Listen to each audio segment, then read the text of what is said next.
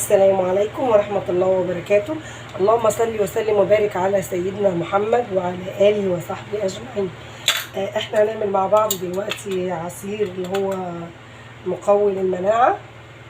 بس قبل ما ابدا الفيديو متنسوش تحطوا اللايك وتفعلوا الجرس عشان يوصلكم كل جديد. انا عندي هنا ده عدد 2 كيوي. لما نكون هنجرب حاجة لأول مرة هنعمل كمية قليلة، لو عجبنا نبقى نعمل بعد كده نكتر. وعندي هنا دول ليمونتين هعصرهم، وعندي سكر. السكر بقى حسب الرغبة، وهنزود مية ساقعة.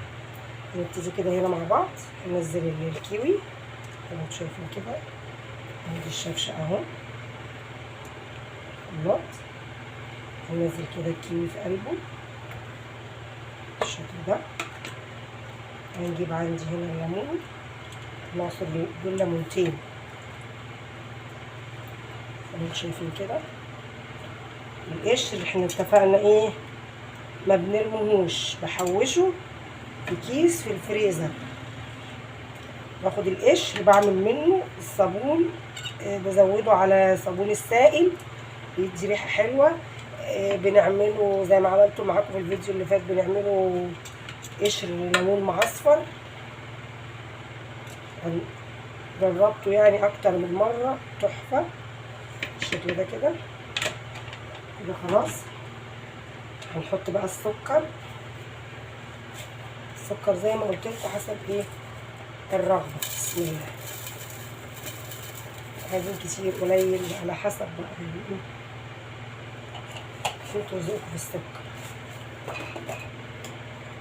بعد كده هننزل الميه كده عليهم.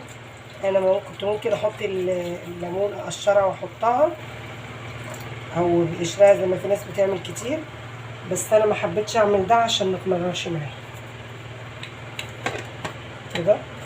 وانا هضربها واقدمها معاكم. وده كده هنا شكل العصير بتاعنا كده. هنصفيه بقى عشان لو في اي شوائب من البذر بتاع الكيوي.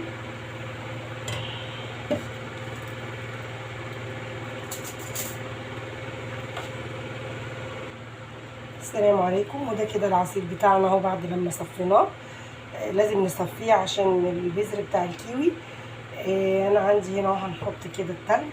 معانا تلج اهو، مكعبين التلج زي ما انتم شايفين. وهننزل كده بالعصير بتاعنا.